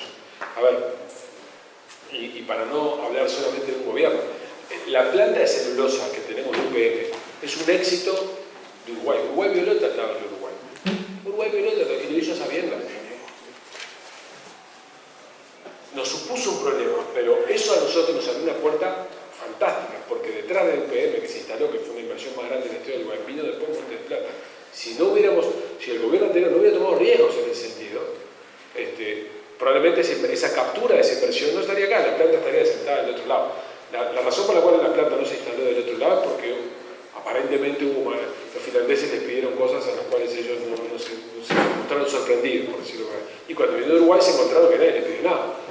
Ahora, Uruguay violó el tratado. Esa es una decisión estratégica, inteligente. Uruguay violó un tratado internacional y esa es la razón por la que Argentina está muy molesta con Uruguay.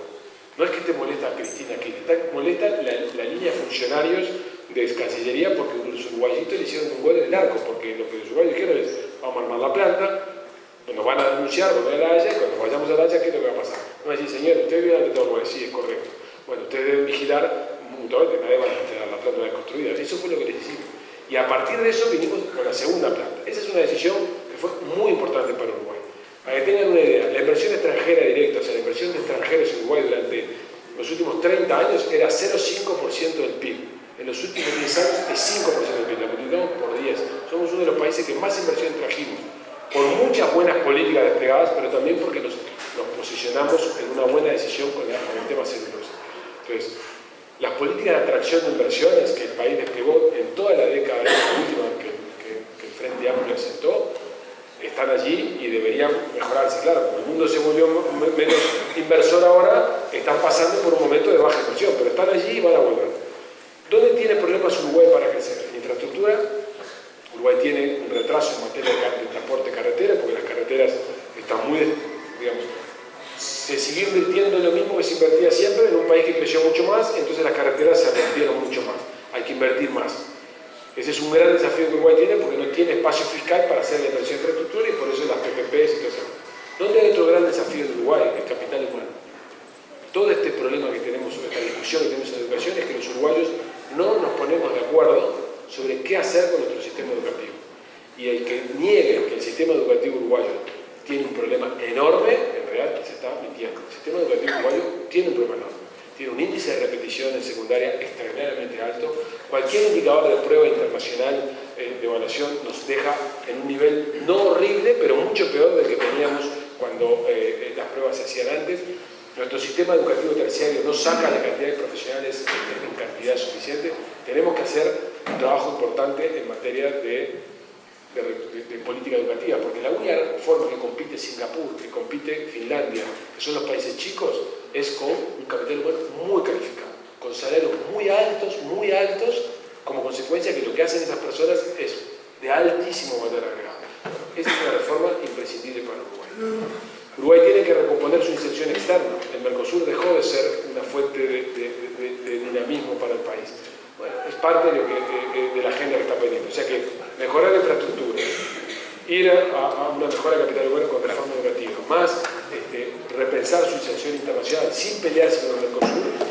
No podemos irnos del Mercosur, pero no podemos quedar atados a las decisiones de dos países muy grandes que miran mucho a su interior y no miran al exterior. Son los desafíos que Uruguay tiene por delante. Bueno, la sociedad uruguaya va a tener que arbitrar en qué dirección quiere tomar. El gobierno seguramente ahora, cuando apruebe el presupuesto, tomará un rumbo más claro al respecto, pero no es solamente con política fiscal, coincido plenamente que vos vas a poder construir prosperidad. Y de hecho no es como lo hicimos en los últimos 10 años. Bueno, si no hay ninguna pregunta o comentario más, allá. ¿No estamos en un escenario muy similar al 13 de enero del 99? No, eso me importa porque el presidente del Banco Central, no sé si lo atribuía por nosotros, dijo eso, los analistas estamos diciendo eso, nosotros no estamos diciendo eso, lo enfatizo. Lo que es parecido al año 99 es que Brasil tiene unos precios en dólares muy lejos y que tenemos que correr más rápido para perseguir a Brasil. Eso sí es parecido. Todo lo demás, ni la situación fiscal, ni la deuda, ni la flexibilidad cambiaria, ni los stocks de reservas, ni el maturity de la deuda, el vencimiento, nada, ni los préstamos contingentes, ni la dolarización, tiene nada que ver con el 99. Ahora, eso que es lo que el gobierno defiende, construimos el seguro, cosa que es cierta, trabajamos 10 años para construir un gran seguro para evitar que nos pase el 99, es una gran verdad. Pero también me permite decir lo siguiente, si los seguros yo me los gasto, 1 año, 2 años, 3 años, los seguros desaparecen. Entonces, hoy no estamos como el 29, ni creo yo que en el horizonte del que yo les hablé se parezca a eso. Ahora, si nosotros decimos, nada de lo que está pasando es relevante, todo lo mismo, hacemos lo mismo que hemos venido haciendo hasta ahora, porque hasta aquí vinimos bien, es subestimar lo que está ocurriendo alrededor y nos puede someter a un problema, no de la naturaleza del 2002, pero a un problema en un plazo más prolongado. Y lo que sabemos en Uruguay es que cuando los problemas se complican, las personas que más pagan esto son las personas más humildes.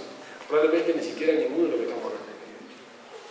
Porque el Uruguay destruyó mucho de su tejido de protección social, que se ha empezado a reconstruir, pero es indispensable poderlo seguir construyendo, porque cada vez que vos tenés un episodio como el 2002, que se te desploma la contención, cuando después viene un periodo de rápido crecimiento, si no lo atendés bien, se te perpetúa el problema, porque aparecen las oportunidades, pero las personas que cayeron en esa situación no pueden aprovechar las oportunidades que el mercado le da. Entonces el círculo se vuelve el círculo concéntrico que gira alrededor.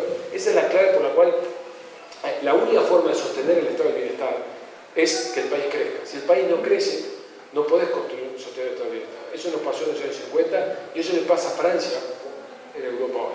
Ellos no crecen al ritmo para pagar el estado de bienestar que construyeron. Cuando eso te pasa, el estado de bienestar se deteriora. Y si el estado de bienestar se deteriora, lo que pagan las consecuencias son las personas más humildes. Entonces, lo importante es ese delicado equilibrio entre cómo logramos crecer, dándole los incentivos al sistema capitalista, que es el único que se ha mostrado eficaz a lo largo plazo para garantizar inversión, crecimiento, asunción de riesgo, y al mismo tiempo tener políticas que distribuyan. Eso es lo que acabo de decir, es un juicio de valor, es una opinión absolutamente controversial, pero es lo que yo creo que es necesario hacer en un país como este.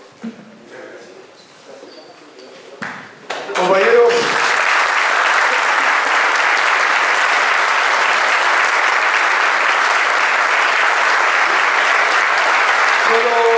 una vez agradeciéndole a Gabriel, creo que esta hora y pico fue una inversión enorme para nosotros, muchos temas para continuar mañana en fábricas, nos deja un panorama de mucha objetividad, con un compromiso nuestro de pelea, porque también las cosas se enderezan peleando, y nosotros trabajadores sabemos que sin lucha, sin movilización, sin negociación, pero principalmente con mucho pensamiento, no se avanza. Donde falte uno de esos 4, el desequilibrio se produce. El insumo que nos dejó Gabriel nos permite poder seguir elaborando en lo que mañana será un día decisivo para nosotros en el Consejo de Salario. Aspiramos a llegar a un acuerdo. Nuestro agradecimiento a los compañeros, a ustedes por la presencia. los estamos convocando para la segunda quincena de noviembre a una charla sobre el tema alcoholismo, sobre el tema consumo con moderación y el significancia del alcohol en el trabajo, donde verán otros compañeros a darnos una charla para poder, bueno, cada día mejorar nuestra capacidad de razonamiento. A todos ustedes muchas gracias, a vos Gabriel.